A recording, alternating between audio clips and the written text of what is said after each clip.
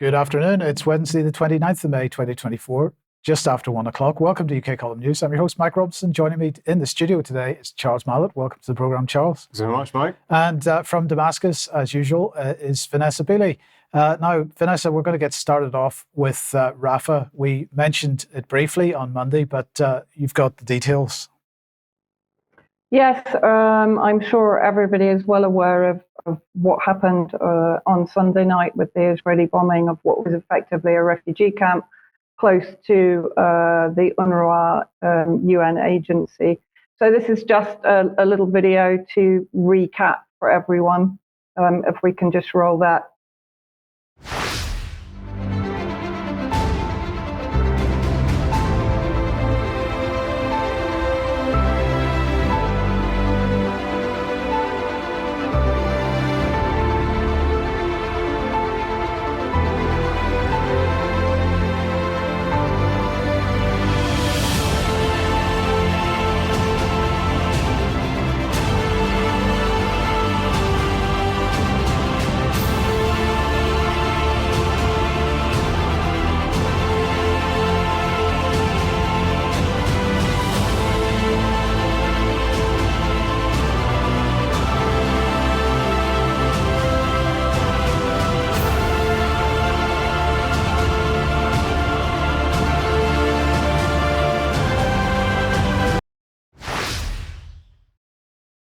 I mean, really, as the UN described it, this was an abomination, and we've seen plenty of massacres in the last 7 months inside Gaza and even also in the occupied territories. But this came in the context, and I think this is one of the interesting points to make. So this bombardment was basically in, as I said, an UNRWA area, a safe area, supposedly. The Knesset is to hold preliminary vote designating UNRWA a terror organization after their absolutely fraudulent claim that members of Hamas were working with UNRWA from the 7th of October onward, bearing in mind, of course, that Hamas is the official recognized government of Gaza also. It came at the time also, or just after, the ICJ, International Criminal Court Gaza ruling. Israel was ordered to halt its Rafah offensive and open the Gaza-Egypt crossing for aid, which has effectively been closed since the 7th of October, thanks both to Israel and Egypt. And of course, at the same time as the ICC had put in a request for arrest warrants for Netanyahu and Yoav Gallant. Now, I just want to play this. Not my favorite person, and I apologize for putting him out there again. But let's have a look at how the US basically refuses to say that even this massacre has not crossed any red line for human rights abuses and war crimes. So this is John Kirby speaking to reporters. Repeatedly that the U.S. doesn't want to see a major ground operation in Rafah, but Israeli tanks just moved into central Rafah. How is that not a major military operation? Well, again, I don't want to talk about Israeli Defense Force operations, but my understanding is, and I believe the Israelis have spoken to this, that they are moving along something called the Philadelphia Corridor, which is on the outskirts of the town, not in the town proper. That's what the Israelis have said. We don't want to see a major ground operation. We haven't seen that at this point. How many more charred corpses does he have to see before the president considers a change in policy? We don't want to see a single more innocent life taken, and I kind of take a little offense at the question. No civilian casualties is the right number of civilian casualties, and this is not something that we've turned a blind eye to, nor has it been something we've ignored or neglected to raise with our Israeli counterparts, including, Ed, this weekend as a result of this particular strike. Now, they're investigating it, so let's let them investigate it and see what they come up with. Unfortunately for Kirby, the headline in Jewish media, in Hebrew media, IDF tanks roll into central Rafah in an unprecedented thrust into the city. So either the information that he was being given is wrong, or yet again, he's trying to fudge details. basically, reaction internationally was strong against the massacre in Rafah from Spain, Norway, Ireland. As the foreign minister in Ireland said, one cannot bomb an area like that without shocking consequences in terms of innocent children and civilians. All of these countries are speaking about a Palestinian state. Personally, I think a two-state solution is playing lip service to the Zionist entity, and it should basically be up to Palestinians to be able to liberate the territories that have been taken from them by the occupying force, including territory that has been taken since the 7th of October. Even a member of the Israeli Knesset, Aida Tuma Sulaiman, this bloody government refuses to obey all orders of the tribunal and is taking the madness and vindictiveness to a new criminal level. What did Netanyahu have to say, bearing in mind Kirby is waiting for the results of a war criminal nation investigation into its own war crimes? Netanyahu, Rafah strike is a tragic accident. Will never cave to Hamas, while the UN is, as I said, calling it the most cruel abomination. As EU weighs up the ideas of sanctions on Israel, but within 24 hours, having called Rafah, the first Rafah bombing, a mistake, at least 21 were killed in Israeli attacks on a tent camp near Gaza's Rafah, and again, close to an UNRWA agency center and warehouse. And I just wanted to show this. This was from a Haaretz article. So this was Rafah pre-April 2024. You can see that the majority of the buildings are intact. And this is how Rafah looks now from a satellite image. So we can see the extent to which Israel has effectively destroyed this entire area, which was sold by Israel as being a safe area. And we shouldn't forget who has given Israel the green light to carry out these massacres. Biden, Sunak, von der Leyen, who is facing an ICC prosecution for her complicity in genocide, and of course, Keir Starmer.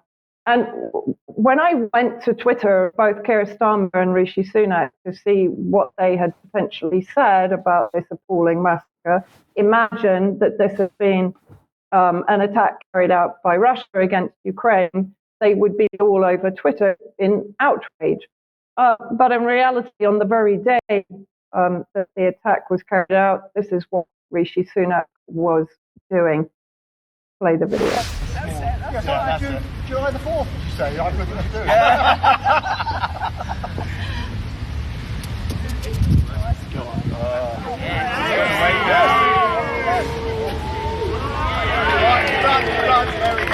There we go. Stopping now.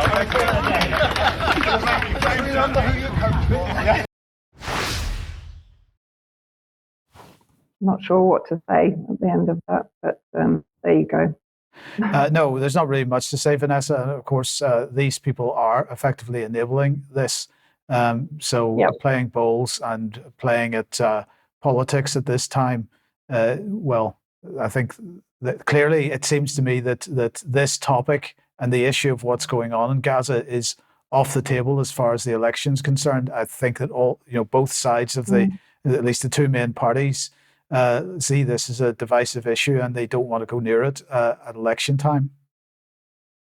Yeah, absolutely. But I think with demonstrations that have been going on since the Rafah massacre, they're going to be forced to confront the situation at some point. Yes, indeed. Okay, thank you very much for that. Now, let's come back to the UK, and at least initially anyway. Now, on Monday, we were talking about this issue of national service. And we, if you remember, were drawing parallels with what Admiral Sir Tony Radakin had said earlier in the year with respect to conscription and it not being in a traditional sense of the word, that they were using the term conscription back in January and whatnot. Now, it's not just the UK, at least not just the Tory party that's talking about this. This is something that's being talked about in other European countries as well. So here is headline: Italy's League Party introduces bill to bring back compulsory military service. This is from the 22nd of May. Bill proposes 6 months of civil or military service for 18 to 26-year-olds. It's not just Italy. In Germany, this is Euractiv saying Germany mulls reintroducing conscription. This one is from March this year, but actually Germany just in the last couple of days has been talking about pulling back from making it a compulsory thing. So Germany attempting to talk about this in the same kind of language as the UK, as being a voluntary sort of thing, at least initially. So this is the Bundeswehr saying voluntary military service, an opportunity, not an obligation. Security cannot be taken for granted. Protecting Germany and its citizens is and will remain the central mission of the Bundeswehr in the future. Everyone can do their part to defend the values. Whose values? Because, of course, the response to this, at least in the UK, and I suspect further afield, has been an utter rejection of the entire idea. So I see, as far as I can see, on one hand, governments needing the personnel because they're clearly on a war footing now, and they see the need in the not too distant future for people at a time, particularly in the UK, as we mentioned on Monday, where there is a complete inability to recruit for the military. So they're trying to force people into it. But nonetheless, at least initially, talking about it being a voluntary thing. In the meantime, what do we have going on? Well, a few days ago in The Economist interviewed Jens Stoltenberg, Secretary General of NATO. And if you want to see the full interview, it's headline, NATO's boss wants to free Ukraine and strike hard inside Russia. And let's just look at the complete insanity of what he's saying here. The time has come for allies to consider whether they should lift some of the restrictions they've put on the use of weapons that they have donated to Ukraine, especially now when a lot of the fighting is going on in Kharkiv, close to the border. To deny Ukraine the possibility of using these weapons against legitimate military targets on Russian territory makes it very hard for them to defend themselves. So openly calling for Western weapons to be used across the border in Russia. This is a direct attack, therefore, on Russia. And Russia is very clear in its military doctrine about what happens in retaliation should that kind of thing take place. But it's not just Stoltenberg. This is the Russian Parliamentary Assembly pushing out a press release yesterday. And they're saying in this, Ukraine must be provided with all that it needs as quickly as possible and for as long as it takes for it to win. It went on to say that allied governments, so-called allied governments, need to support Ukraine in its international right to defend itself by lifting some restrictions on the use of weapons provided by NATO allies to strike legitimate targets in Russia. And this is something that they describe as a hard-hitting declaration. So, of course, the response from Russia, if we just put that back a second, Stephanie, so here's the response from Russia. This is Sergei Lavrov. I doubt that the Secretary General can take it upon himself to speak on behalf of members of the bloc before the issues discussed within NATO. Well, it seems, based on this Parliamentary Assembly press release, that it has been, at least to some degree, discussed within NATO. He went on to say, I believe that Stoltenberg has stepped outside of his authority. I think that may be true. This is Dmitry Peskov and his response. This cannot be his personal opinion. He is an official. He is the Secretary General of the North Atlantic Treaty Organization, and that's how we perceive it. He went on to say NATO is increasing the degree of escalation. NATO is flirting with warlike rhetoric, falling into wartime ecstasy. This is the reality that we have to continue to deal with. And I don't think that's an unfair position. What are your thoughts? No, I don't think it's an unfair position at all. And I think this entire narrative is the crafting of an emergency, specifically with regard to the suggestion here of national service. It's often said that people forget their history. I think, in a sense, the politicians haven't, although they have no regard for practical delivery troubles, because, of course, the armed forces were enormous. I mean, millions of men last time this was tried. But what people forget is how quickly it was done. The Military Training Act in 1939 happened before the war started. It was in May. 240,000 people signed up immediately. And then when war was declared in September, the National Service Act came into effect that day. So I think people would do well to bear in mind how quickly these things can be changed. Yes. But it's insane. The unfortunate thing is that should there be a complete rejection of the idea, they don't have the prison spaces to put people in. So at this point in time, so it is a bit tricky situation for them. But it's not just NATO. So here's Joseph Borrell, the so-called foreign minister of the European Commission. Let's listen to this.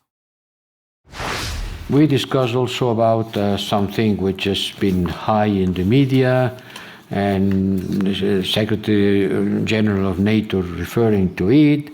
It is the possibility of lifting restrictions on Western weapons used by Ukrainian forces to target military objectives in Russian territory, in self-defense, but in Russian territory.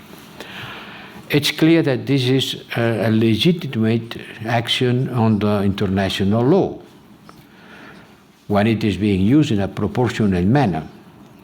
But it's also clear that it is a decision for each individual member states to take, and to take their responsibility on doing that or not. So, Vanessa, very, very briefly, I realize I'm hijacking you a little bit here, but he is now claiming that this would be a legitimate action under international law. We're going to come on to the so-called rules-based international order in a minute, but this is just, it's a perversion of international law. Well, of course it is. You know, everything that the West is doing and NATO is doing right now is a distortion of international law that is being bent out of shape in order to comply with their agendas. Whether it's Israel, whether it's Ukraine, China, international law is effectively non-existent to the West. Yeah, indeed. So we're going to come on a little bit more in a second on that. But just to mention, again, Reuters here reporting that the Ukrainians at least believe that the French are going to send boots on the ground for training in order to train personnel in Ukraine. So not to go to the front lines, they claim. But anyway, that's the French themselves still trying to pull back from this position, but that seems to be increasing. But let's come on to the international law aspect of this, because this is an article that was published in the Financial Times by Gideon Rachman, and it's really quite incredible because he's effectively admitting that the rules-based international order is basically whatever Britain and the United States decides that it is, and he basically says that because it's really something that's mutable and can be changed and whatnot, they should just abandon the term rules-based international order completely and instead use a completely different term and something which is really just about protecting the West or some nonsense like this. So defending the free world, that's what it was. So that was what he was trying to do. So we need to rebrand and make it defending the free world. In the meantime, Zelensky has been in Europe, in Spain in particular, but he's mostly concerned about the fact that there's going to be a so-called peace conference in Switzerland in a few days' time. And President Biden might not be there because President Biden is also campaigning and he's apparently running a fundraising event or so on. But of course, Russia hasn't been invited to this peace conference. So it's not a peace conference at all. It's much more about organizing the war effort and so on, is how it seems. But he's unhappy that Biden might not be there because of electoral commitments. Now, if anybody thinks, of course, that getting rid of Sunak is going to get rid of the war agenda and that Starmer is going to be better, I'm pretty sure none of our viewers think that. But anyway, just in case you do, let's just remind ourselves what Starmer's attitude was during the COVID pandemic, and you can decide for yourself whether he's prepared to take a sort of opposition stance. Anti-vaxxers getting platforms and so on. Well, we have to deal with the anti-vax campaigns because they will cost lives. And if we need to pass emergency legislation to deal with them, I'd be quite prepared to work with the government on that. We could pass it in a couple of days in Parliament. And the sooner we do that, frankly, the better, because for many NHS staff, it is really distressing. They're under huge pressure, and it's been building over the last few weeks and months. They're all doing their level best. They're all seeing that it's getting very, very difficult, and to come out and to have to confront that or even hear that is against the national interest. And if we need legislation, I'll sit down with Boris Johnson. We can draft it. We can pass it very, very quickly, because that misinformation. So there you go. Quite clearly, at that time, he was quite happy to be a member of the Uni Party, and I suspect that nothing has changed there. We're going to get the same kind of nonsense. So look, here's my point. This is where we're heading unless we change tack. And this isn't to scare anybody, but we've got to be realistic about the kind of lunatics that we have running the asylum at the moment, and we need a change. And so I want to really strongly urge people to get involved in this general election and get these fools out, because there's nobody from any of the mainstream parties that is actually taking a pro-peace position at the moment, and the direction of travel is extremely dangerous. But anyway, extremism, that might be an extremist view, you see. So we've talked about extremism and the new definition of extremism, which Charles is going to mention again in a second, but there's been an update on this. There has. Thanks very much, Mike. Yes, essentially the continued reframing of extremism, most recently updated last week in the House of Commons with the laying before Parliament of Lord Walney's report on what's called Protecting Our Democracy from Coercion. The then Minister for Security, Tom Tugendhat, from whom we've heard a lot on this issue, talked about it being a timely and compelling report identifying a rising tide of extremism. And its central finding is that political intimidation and the incitement of hatred by extremist groups and individuals are infringing on the essential rights and freedoms of the British people. So we'll have a look into the report itself. Here it is, Protecting Our Democracy from Coercion. And he starts with a forward talking about the elected representatives facing violent threats on a daily basis and intimidation. Slightly surprisingly, or maybe not, he refers to noble causes such as the battle against climate change being hijacked by extremist groups. And at the same time, hostile states have been emboldened. So he's very much conflating the apparent sort of risks and threats from within and without the country. I've compiled a sort of scorecard, because you might be interested to know what topics turn up more frequently than others, perhaps. Far right, top of the pops with 171, far left, only 154. Transgender, Black Lives Matter, anti-vax, climate change, anti-Semitism, a fairly high score with 103, and of course nationalism, which crept in as being regarded now as a sort of criminal offence. But he also makes recommendations, and I think this one's particularly telling. Specifically, left-wing anarchist and single-issue threats to provide ideological coherence to the categories, and add the word extreme to avoid unintentionally conflating mainstream left-wing views with the far left. Now, of course, the far right has not been afforded the same privilege, or indeed the right. Also, a recommendation for MI5 and counter-terrorism to publish information specifically to allow researchers, journalists, and the wider public to track, report on, and better understand the threat from failed terrorist attempts. Now, my question is, what sort of researchers, journalists, and wider public?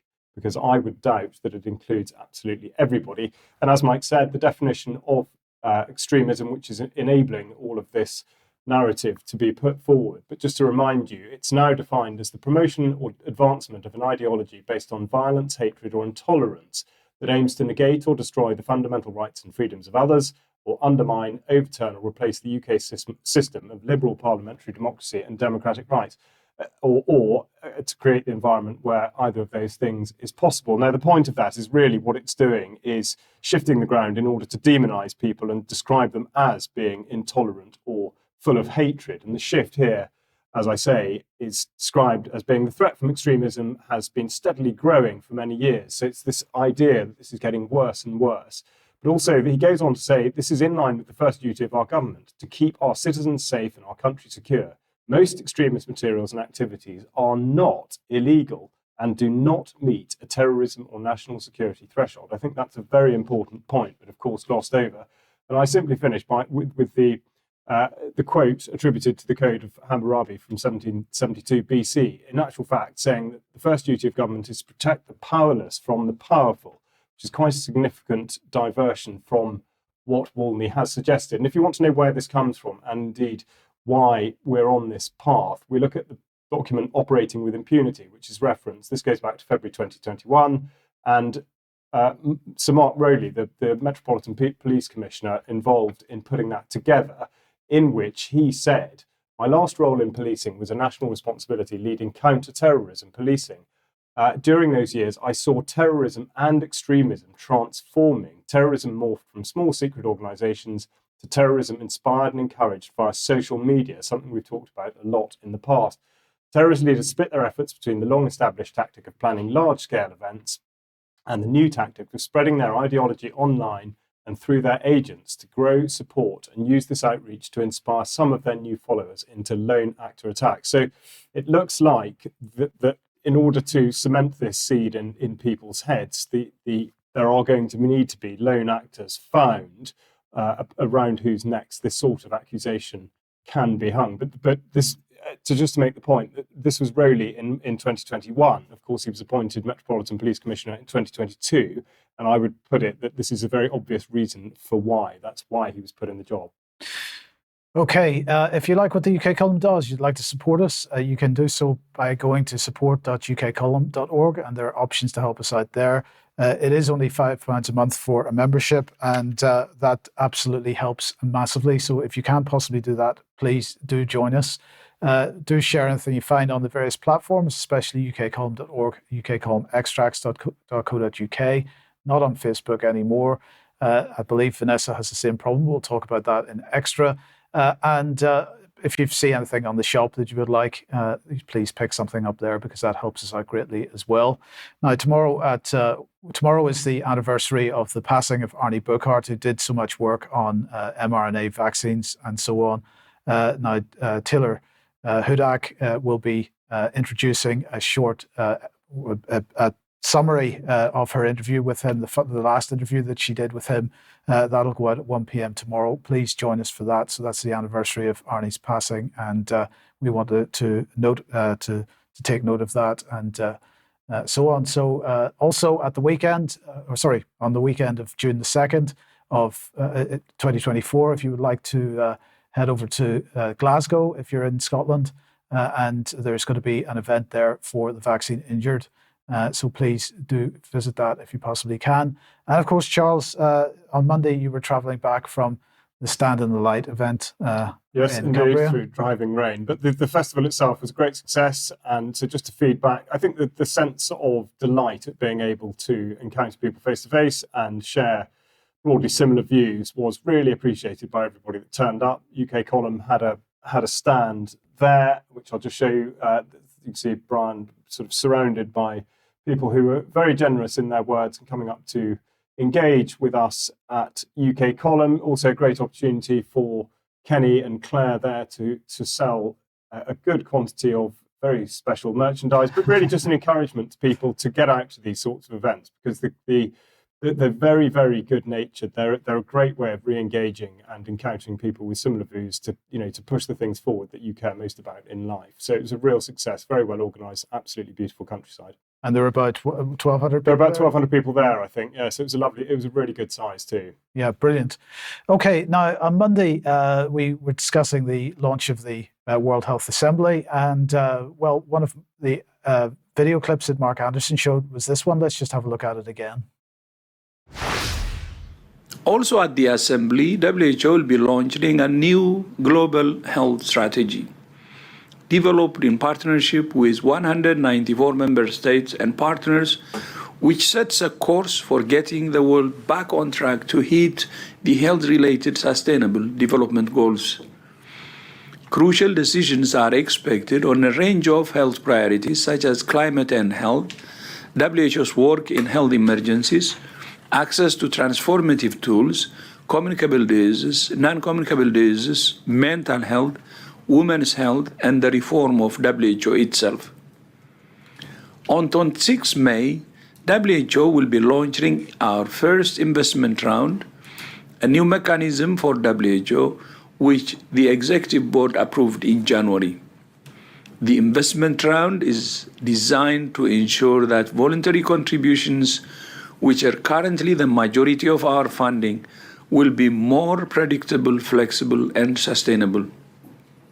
Our new investment case outlines why and how supporting WHO is essential for progress in global health and saving millions of lives. It will be launched on 28 May during the assembly. And indeed, it was launched yesterday. And here is the first graphic that they want to show. We're not sure what kind of salute that is that they're giving, but what the World Health Organization will deliver between 2025 and 2028. So this is all about working with existing donors and other partners. They are calling it an investment round. So it's like a venture capital kind of thing that they're attempting to sell it as here. And it aims to attract new donors through an inclusive engagement process that will culminate in a high-level financing event in the fourth quarter of 2024. So let's just look at what they're doing. So 40 million additional lives saved globally. This is their elevator pitch that you're seeing right now, by the way, because this is what, it's like Dragon's Den. So they're attempting to sell this to investors. What else did they say? 7 billion people better protected from health emergencies. The World Health Organization is doing this. It's fantastic work. It deserves massive investment. 6 billion people enabled to live healthier lives, they claim, and 5 billion people able to access health services without financial hardship. But they had produced in the actual report a nice little infographic which tells us what the funding gap is that they have between 2025 and 2028. So they're $7.1 billion short of what they need. And I would say that there's an opportunity for a campaign to make sure that they remain $7.1 billion short with respect to their funding. Well, what more can we say? We're going to have James Roguski with us on Friday's programme to give us a full update on what's been going on this week at the World Health Assembly. So join us for that on Friday. Now, in the meantime, avian flu. Charles.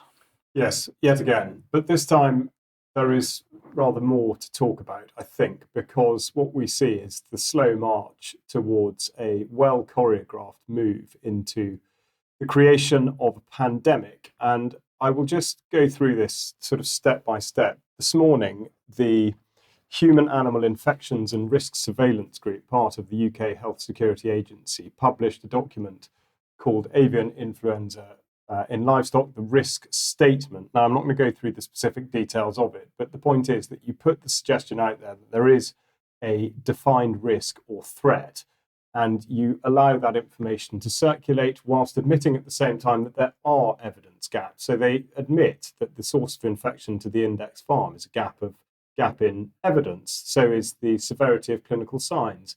Critically, the risk to other ruminants and mammalian livestock. And also there's uncertainty around the transmission risks to humans in contact with affected cattle, risk factors associated with increased susceptibility and disease severity in human cases.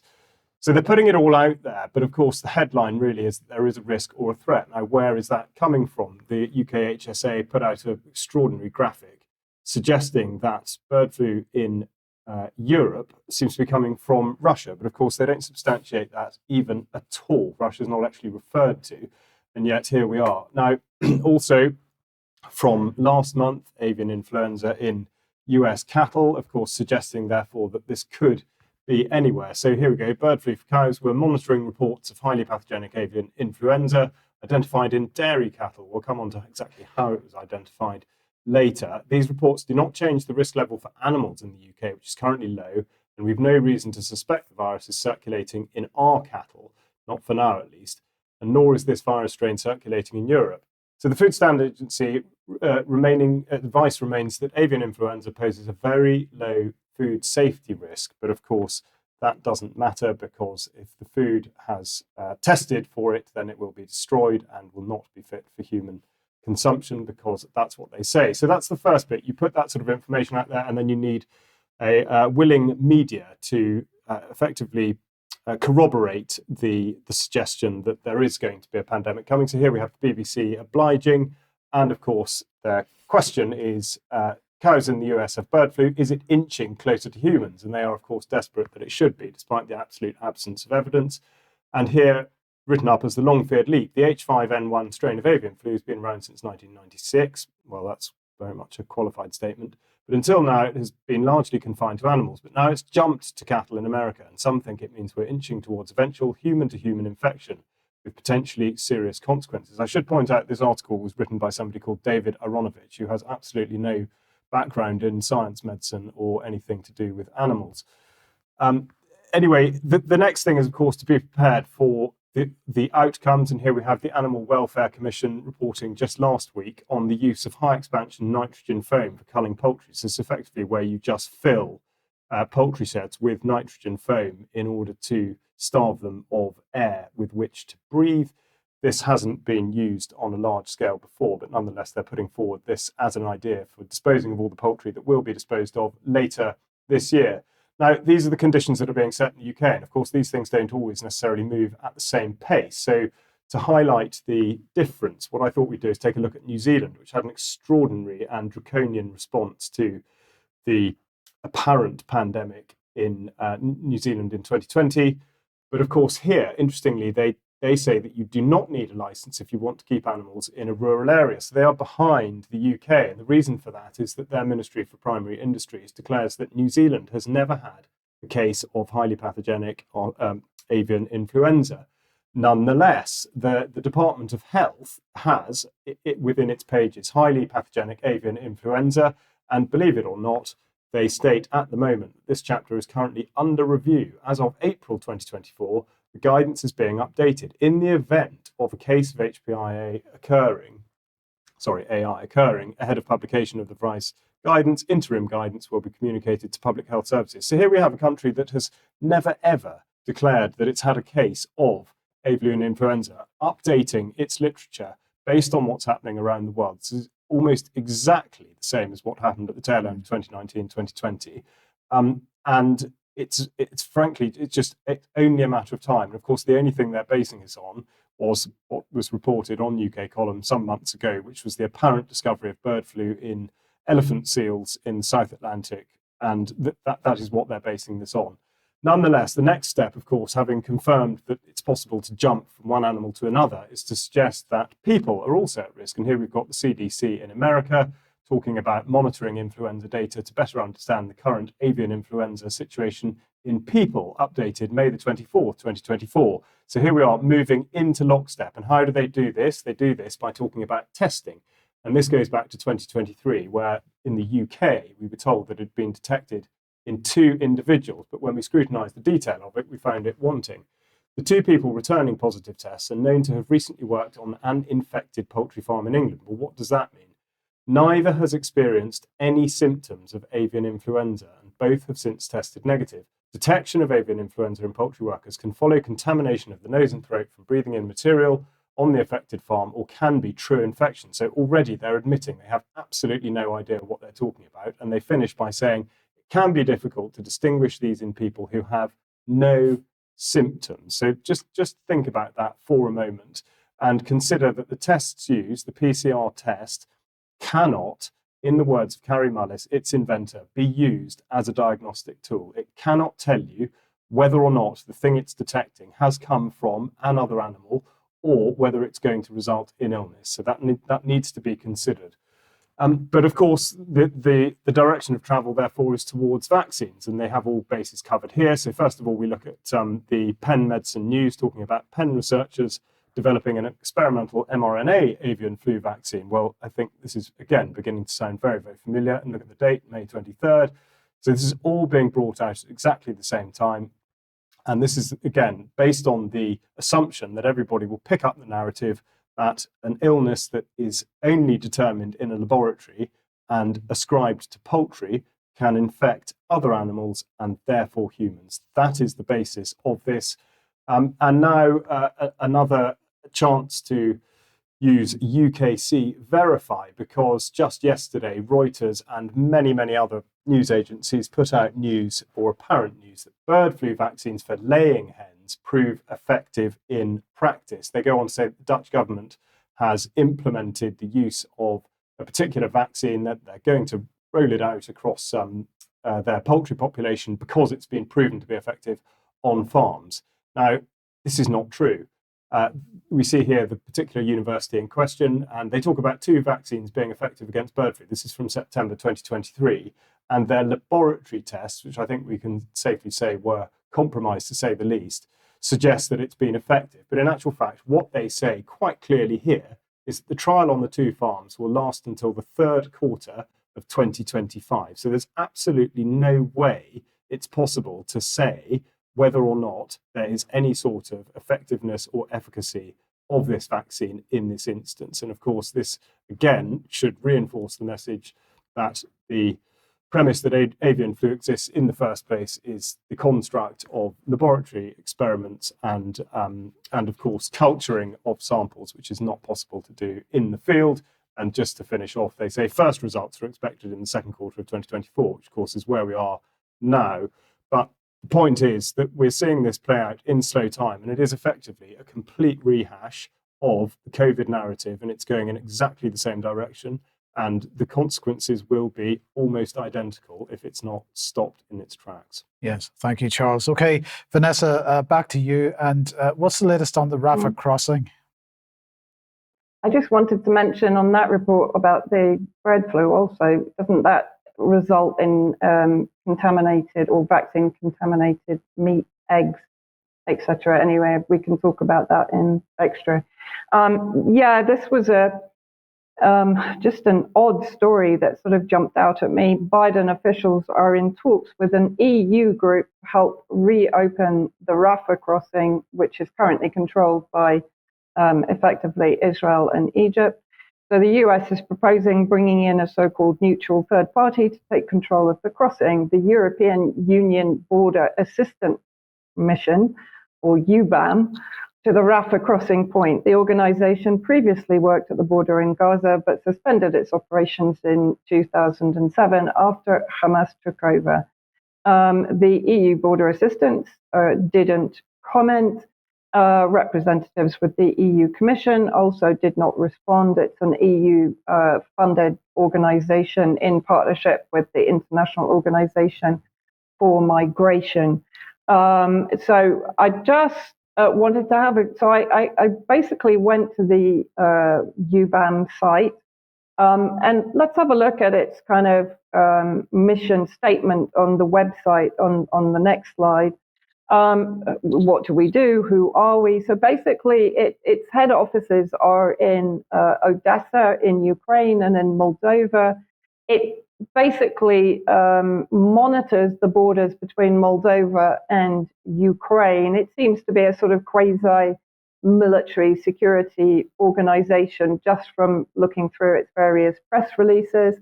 And I guess what I really want to do is to put the question out to the audience, because obviously this is about bringing in EU control into Gaza, into the border itself. The connection to Ukraine, the connection between Ukraine and Israel has also been talked about consistently. But why now, and why this particular organization, although it has a history of having been at the Rafah crossing? It was established in 2005. It was at the Rafah crossing until, as they said, the Zionist settlers and forces withdrew in 2005. Hamas was elected in 2007. So if anybody has any bright ideas why this organization in particular, not as far as I can see funded by the US, funded specifically by the EU, and it has actually been held on a retainer of 2.6 million. Sorry, yes. No, that was, I was just going to make that point. They've been held on this retainer to do nothing on 2.6 million euros a year. Exactly. Their funding runs out in June this year, and then they've got to get a new tranche of funding. And so this announcement's been made just in time for that new tranche of funding, perhaps? Yes, possibly. Yes, you could be right, but then why are we funding it for that purpose? Of course, this could be related to basically the destruction of the 320 million US Pier. If we just have a look at the video.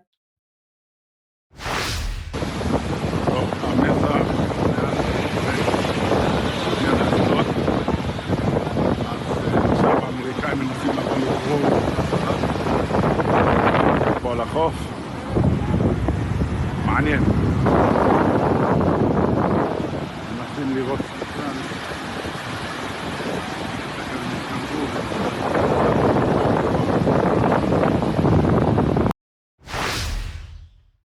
So, dare I say it, American build quality. I think at least 2 ships were washed upshore and are currently under repair. But yeah, just anybody has any comments on that story, please let me know, or let UK Column know. Yeah, brilliant. Thank you, Vanessa. And Charles, back to you then on energy. Energy, yeah, it's something we talked about in conjunction with food security quite a bit over the last few months. But I just want to look quickly at the energy trends, or at least the way that we're being told the energy trends are playing out. So the most recent report from the tail end of last year says that total demand has been down for 2023. The renewable share is at a record of 47.3, but we'll come on to explain exactly why that may not be the case. Wind generation, they're saying, is at 28.7%. Overall electricity generation down 11%, the lowest since 1983, and fossil fuel generation down 22%. Lowest since the 1950s. Now, I'll explain what I mean when I say that things are not quite as they seem. Here we see the what I've described as the cooking the books feature, which is that the increase of 115% import of electricity for that quarter has skewed the statistics absolutely dramatically, which is the only reason that they're able to claim that renewable energy has made such a contribution. But of course, we bang the same drum about the wind not blowing all the time, the sun not shining all the time, because of course they have to go on and qualify it by saying, with the exception of 2021, renewable generation has been largely stable. Now, that's in itself an admission, because the amount of renewable generation facility or capability has increased dramatically in that time, and yet the output has remained the same. So the vulnerability is enormous. Anyway, they talk about the drivers of changes in generation being complex for renewables. Well, of course they are, with the impact of new capacity interacting with variable weather conditions. I mean, the suggestion is that perhaps they'd imagine that the weather would not have variable conditions, and we go on to see this in a graph format. The arrow that I've inserted there, the red arrow, show the solar generation, and of course everything coming down below the line is a decrease, and we've talked a lot about the amount of farmland that's being used for the construction of these enormous great solar farms, and yet of course the output is actually going down at the same time the capability is going up. So it's completely topsy-turvy. Nonetheless, the ESO, the part of the national grid that's due to operate these systems, the electricity system operator, has put out future energy scenarios in which they're trying to work out how we're going to do something towards finding credible ways that the UK can achieve net zero by 2050. And it won't surprise you much, I shouldn't think, to learn that it's largely based on research and modelling. Well, of course it is, because we're not there yet. They use what they call the scenario framework, which has some variables, the worst of which they're calling falling short, and the scenario not meeting the net zero target by 2050. And it's just interesting to specifically see what I've underlined there. The electric vehicle take-up grows more slowly. Well, I think that does seem to be exactly what is happening. So this is already presumably way off course. We've got at the other side of it, consumer transformation, and this is the behavioural change part. So the net zero target is met with measures that have a greater impact on consumers and is driven by higher levels of consumer engagement, by which they mean behavioural modification. They will have made extensive changes to improve their homes' energy efficiency, and most of their electricity demand will be smartly controlled to provide flexibility to the system. Yes, but will they have chosen that for themselves, or will it have been chosen for them? So just to highlight what they're wanting to do here, the projected increase in annual demand by the year 2050 is 254%. So they're wanting to move from 286 terawatt hours of electricity generated now up to 726. And bearing in mind what I've just said about renewables, which seems to be the direction they want to go, that looks extremely unlikely. They do talk about large electricity demands, and in particular, they highlight hydrogen electrolysis, which is effectively unproven. Nonetheless, they refer to it as being an emerging technique that, if commercially developed, could provide one of the following. And I have to say, it doesn't necessarily sound like the best bet. It could provide a higher level of general protection for the environment, or at least the same level. So again, not particularly convincing. But I just had a look elsewhere, and in the private sector, I found a company called Recharge, which say that it's much cheaper to produce green hydrogen from waste than renewables. So tellingly, the chief executive here, Jean-Louis Kindler, in 2020, talks about creating hydrogen, but without using the vast space that solar panels require. So again, sort of finding some sense of it somewhere, but certainly not from the ESO or indeed the British government. But data centres really are what I want to talk about a little bit, because of the push towards the fourth industrial revolution, where in fact everything is controlled by the internet, it's worth noting that data centers now consume about 2.5% of UK energy, which is an enormous figure. And because they run round the clock, it's possible that they might waste up to 90% of the energy that they actually consume. 40% of that energy is just spent in cooling the various machinery required in these data centers. The UK has the largest data capacity in Europe. And just to give an indication of the exponential rise, it said that there were 2.8 zettabytes of data in the world in 2012. And at the last count in 2020, there were 44 zettabytes. So it's very, very unlikely that this can be managed on the current projections. But what I want to point out, going back to the framework that they're putting out, is the effectively the push required. So societal behaviour and the growth of remote services to facilitate hybrid working because of the COVID-19 pandemic. So it's just another thing to look at is now the use of electricity. And of course, the point again, the second bit of highlighted text, people being first instructed to work from home. So the suggestion is that people are doing this because they want to be doing it. And the reality is, in actual fact, they're just being told to do it. But again, we just finish off because everything now is about data and electronic systems. The Bank of England, of course, working on their CBDC, are very keen to put forward the case that centrally controlled digital currencies are better for the environment. And in fact, they're ticking the climate box because they're going to be energy efficient, whereas decentralized ones are bad and not good for the environment. So they talk about it minimizing its impact on the environment, and the physical effects of climate change and the transition to a net zero economy can create financial risks and economic consequences. So that's, again, a telling statement that that really should be applied to the idea that digital currency, centralized digital currency, has anything to offer at all. Yes, thanks for that, Charles. And Vanessa, back to you for one more time in this news bulletin. And Egypt and Israel having problems. Yes. A couple of days ago, there was basically a skirmish, as it's described here by Al Mayadeen, on the Rafah border, during which at least one Egyptian soldier was shot and killed. And if we just have a look at the report, so Israeli investigations disagree with the Egyptian armed forces. Basically, Israeli sources report that Egyptian soldiers opened fire. Egyptian soldiers are, of course, saying that Israel basically targeted, I think, one of their watchtowers.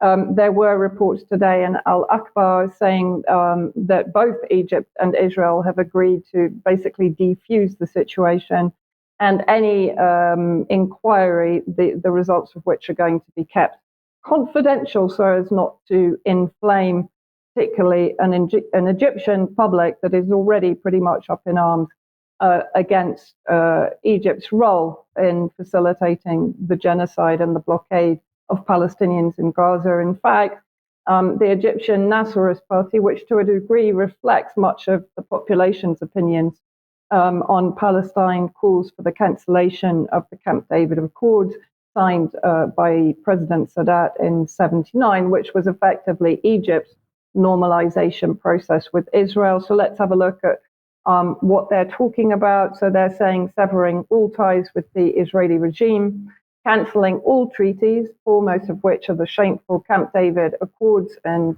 peace agreements. And that, of course, includes the Philadelphia Accords signed in 2005 that gives Israel some control of the Rafah border, providing all forms of support to the valiant Palestinian resistance, asserting Egypt's sovereign rights over the Rafah border crossing by opening it for humanitarian aid and the transfer of injured people without coordination with the Israeli regime, lifting the security restrictions imposed on the citizens and releasing the prisoners of conscience, especially those detained due to their participation in pro-Palestine protests, supporting campaigns, boycotting the companies and products affiliated with the Israeli regime. The movement also affirmed the right of the Egyptian and Arab people to utilize all means and methods of expression in support of the Palestinian people. Now, interestingly, today in China and Beijing, there is the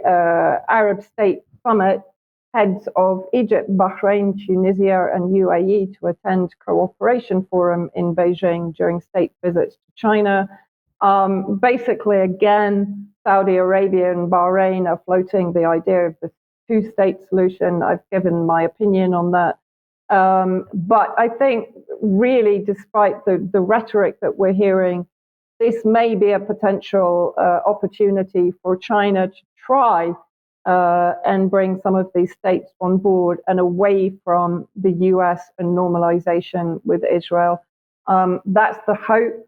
It remains to be seen. I think it's going to be extremely difficult with Egypt, who's, completely in hoc to the IMF and to Saudi Arabia, UAE, and to Israel to a large extent. Yes. Okay. Thank you very much for that, Vanessa. Now let's just bring UKC Verify back on screen again because this was published in the BBC this morning. It's another bite at the cherry of the Singapore Airlines plane, which experienced extreme turbulence a few days ago. Tragically, a British man passed away as a result of this, and his wife and a number of other people injured in it, but never let the cynical British media, take that. They're going to use that as any opportunity to suggest climate change, which is what they did, of course. But the interim report is out on this now, and so they decided they had to create the sensationalist headline: Singapore Airlines plane dropped 178 feet in 5 seconds, according to the preliminary report. But first of all, what can we say about Isaac Newton here, Charles? Because I wanted to highlight this paragraph in particular. Their preliminary report. This is the Singaporean equivalent to the NTSB, or the investigation team for air accidents. The AAIB would be the equivalent in the UK. Their preliminary report said that rapid changes in gravitational force caused the altitude drop. What happens when gravity changes, Charles? I'm not sure. I mean, I suspect there was a sort of scrabbling in Newton's grave as he struggled to get out to contribute to the news today. I don't know. Yes, indeed. But anyway, the truth is, forgetting about any claims about, and I believe Sky News, by the way, also tried to claim there was some kind of change in gravitational force involved here. But what actually happened was that this aircraft flew into absolutely between two major thunderstorms. Now, unfortunately, the weather radar on these aircraft can see what they're approaching, but can't really see through it, particularly if it's dense thunderstorms and so on. And there was a third thunderstorm, major thunderstorm behind the two that it was flying in between. So it ended up hitting some major turbulence. And apparently what the interim report says is that it went from experiencing within a few seconds plus 1.35 G to minus 1.5 G. And that, of course, caused anybody that wasn't wearing a seatbelt to hit the ceiling in the aircraft. Quite an aggressive change in direction.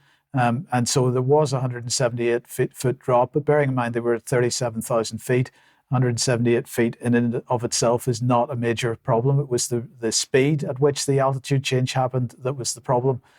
So absolutely fantastic reporting from the BBC on this. We'll do more to highlight their errors in the coming days and weeks. I just wanted to end with this report from Declassified UK. The headline here is King Charles accepted award from Nazi veteran. So what they're saying here is that a photograph has been discovered of the then Prince Charles receiving an award from former member of the Waffen-SS. Charles was given an honorary law degree during a ceremony at the University of Alberta in Edmonton, Canada in 1983. In his acceptance speech, he praised those who had sacrificed their lives 40 years ago, referring to the Second World War. Yet the award was conferred on him by a Nazi collaborator. I go further than that. I don't think that's the appropriate word. The university's Chancellor, Peter Savarin, originally from Ukraine, he served in the 14th Waffen Grenadier Division, otherwise so-called Galicia Division. That particular group responsible for absolute atrocities in Poland, in particular, total war crimes. They were vilified for it after the war, but nonetheless, Britain helped a lot of these Ukrainians out of Ukraine at the end of the Second World War, and they got quite a lot of them got sent over to Canada. So anyway, maybe perhaps if we were being charitable, we could argue that Prince Charles can't have known that at the time. I do wonder about this. We should remember, of course, the family ties to the Nazi Party. This is Prince Philip, his father, at the funeral of his sister, which of course was attended by most of the Nazi dignitaries at the time, including his brother-in-law, the Prince Philip's brother-in-law, who was Prince Christoph of Hesse, who joined the SS in 1932, so well before Hitler came to power, and also Christoph's brother, also called Philip, except with two P's on the end instead of one, who joined the SA in 1930. He was considered Hitler's favorite prince and actively acted as go-between between Hitler and Mussolini all the way through the war. So until obviously Mussolini was no longer in charge in Italy, as it were. So many questions to be asked about now King Charles and the entire family, in fact, and of course, bearing in mind he is pushing, leading the charge towards net zero. I think these are reasonable questions to ask as to what his ideology actually is. But anyway, we'll leave it there. But undoubtedly, we'll talk a little bit more about that in Extra as well in a few minutes. So if you are a UK Column member, join us for Extra in a couple of minutes. Just stay on the stream and we'll be back. If you're not a UK Column member, please do consider joining us, and then you can watch Extra live and on demand afterwards. But otherwise, we will see you on Friday at 1 p.m. as usual. Don't forget the Arnie Buchart interview at 1 p.m. tomorrow. See you then. Bye-bye. Bye-bye.